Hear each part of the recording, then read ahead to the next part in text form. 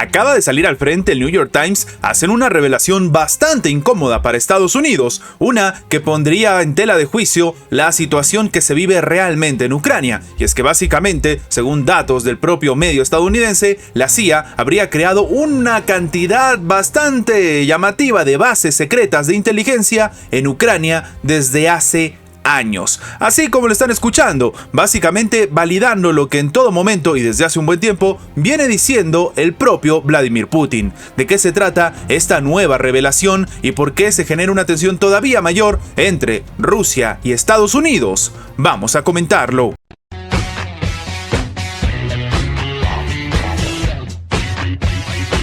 Tal como lo ha señalado Rusia desde hace un tiempo, la injerencia estadounidense en Ucrania es un hecho. Esta vez, la prensa de Occidente ha reportado que la Agencia Central de Inteligencia, es decir, la CIA, ha creado bases secretas en el país europeo para tratar de vulnerar a Moscú. El reportaje del diario The New York Times revela que la CIA ha ayudado en secreto a Kiev a luchar contra Rusia desde hace al menos una década. De hecho, lo que está señalando el propio artículo del New York Times es que Estados Unidos ha alimentado una asociación secreta de inteligencia con Ucrania que ahora es fundamental para ambos países a la hora de contrarrestar a Rusia. Según el rotativo norteamericano, existe una red de bases de espionaje apoyada por la CIA y construida en los últimos 8 años, que incluye, escuchen bien esto, 12 instalaciones secretas a lo largo de la frontera rusa. Antes de que estallara el conflicto ucraniano en el 2022, las autoridades ucranianas ayudaron a la agencia estadounidense a poder recopilar información clasificada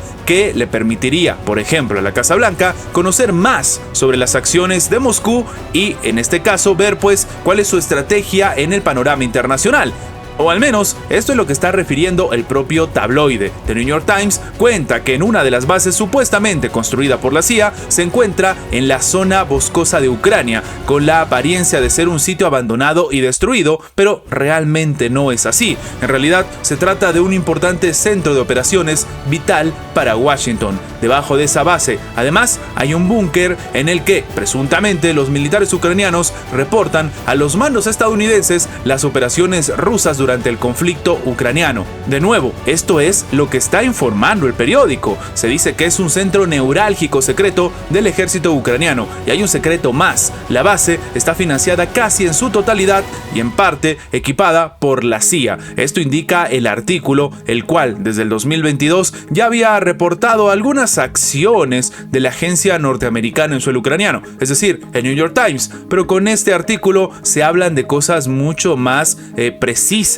Ahora, el diario explica que la colaboración en materia de inteligencia entre Washington y Kiev es uno de los pilares de la relación bilateral. Se dice que la CIA y otras agencias de inteligencia estadounidenses proporcionan información para ataques selectivos con misiles, rastrear los movimientos de las tropas rusas y, en este caso, ayudan a mantener las redes de espionaje. Pero esta asociación no se creó realmente en tiempos de guerra, ni es Ucrania la única beneficiaria.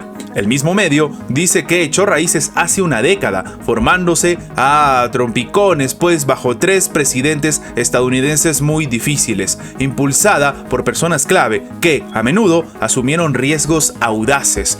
Esto es lo que está detallando el New York Times. Estos vínculos entonces entre Ucrania y Estados Unidos que han hecho a la nación gobernada por Volodymyr Zelensky uno de los socios de inteligencia más importantes de Washington contra el Kremlin en la actualidad. O al menos esta es la sentencia que lanza el propio medio norteamericano. Ya en julio del 2023, el jefe de la CIA, William Burns, había viajado en secreto a Ucrania para dialogar con autoridades de ese país sobre una estrategia para recuperar los territorios liderados por Rusia sobre la operación militar especial. Claro, algo que habíamos comentado también en su momento. En aquella ocasión, según dijo The Washington Post, el funcionario estadounidense se reunió con Zelensky y altos funcionarios de inteligencia en Kiev para hablar sobre esta posibilidad de negociar un cese al fuego con Moscú para finales de ese año. La primera ministra danesa, Mette Frederiksen, ha instado a todos los países europeos a reducir los gastos de seguridad social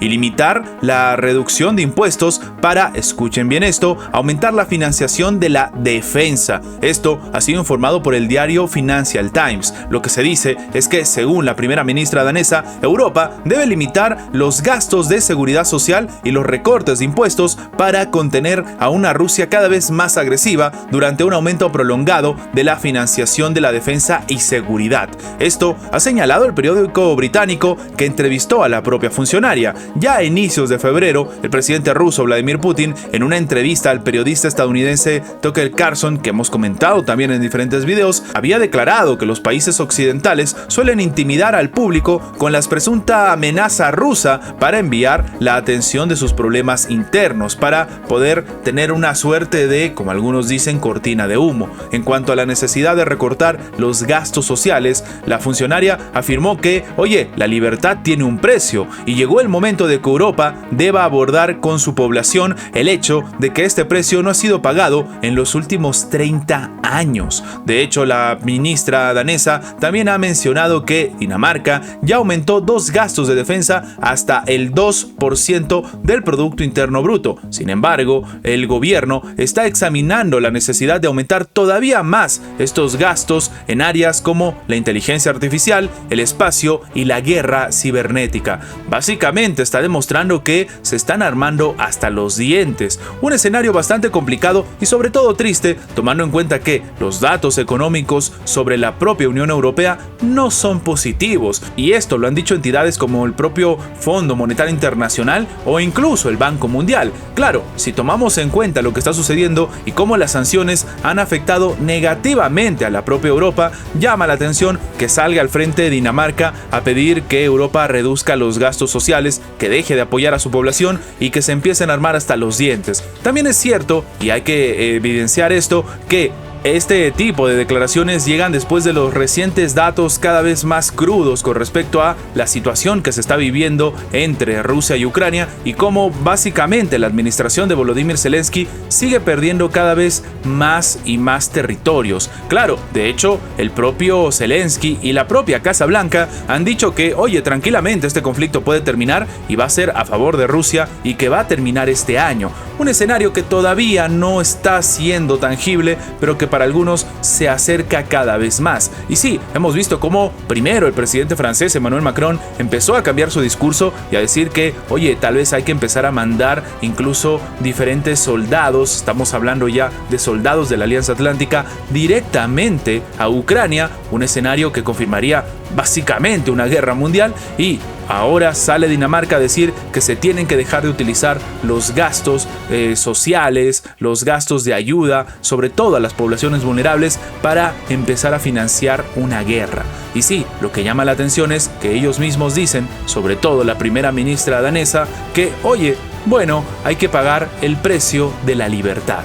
La Unión Europea ha sido afectada por crecientes necesidades financieras en medio de una serie de riesgos geopolíticos que llevaron a una necesidad apremiante de desmantelar o de quitar las restricciones nacionales a la supervisión de los mercados de capitales. Además, son bastante necesarias las reformas en los productos de ahorro y también el régimen de insolvencia. ¿Qué sucede? Los ministros de Economía de la Unión Europea no llegan a tener algún tipo de coincidencia en relación a las propuestas para poder racionalizar la regulación de los mercados de capitales. Esto en respecto al tema nacional, es decir, los mercados de capital nacional, con el objetivo de poder armonizar los sistemas divergentes y promover la inversión privada en sectores vitales como la defensa. Algo que hemos comentado hace poco con respecto a lo que está sucediendo, por ejemplo, en Dinamarca. Debido a estas diversas regulaciones y barreras de mercado entre los Estados miembros, el bloque está ahora concretando en el tema de la supervisión,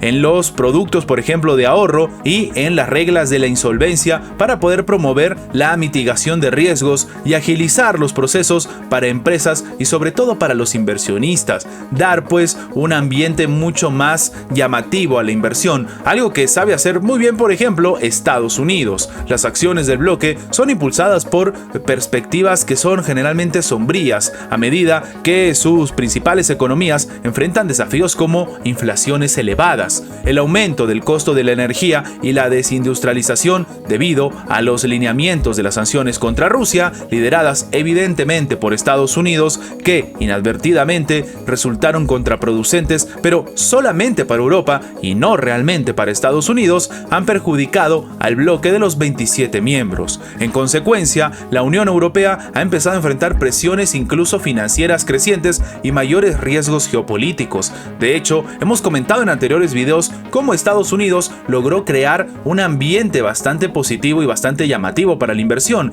y hemos visto cómo incluso algunas empresas multinacionales, multimillonarias también, decidieron salir de la Unión Europea y empezar a invertir todavía más dentro de Estados Unidos. Ahora, los ministros de Economía de la Unión Europea están considerando propuestas del famoso Eurogrupo para poder promover la unidad de los mercados de capitales en los próximos 5 años. El presidente del Eurogrupo, Parchal Dono, ha observado que el desacuerdo entre los Estados miembros generalmente sobre el tema del nivel de la ambición es necesario para poder establecer un cuadro de supervisión común, un aspecto fundamental de la propia agenda del bloque que deberá concluir en marzo. Si no se logran poner de acuerdo y con las diferencias que hay en los mercados, algunos están hablando de que se puede venir un colapso. Con 20 miembros, por ejemplo, se empiezan a realizar reuniones informales para poder supervisar, en este caso, lo que sería la dirección política de la moneda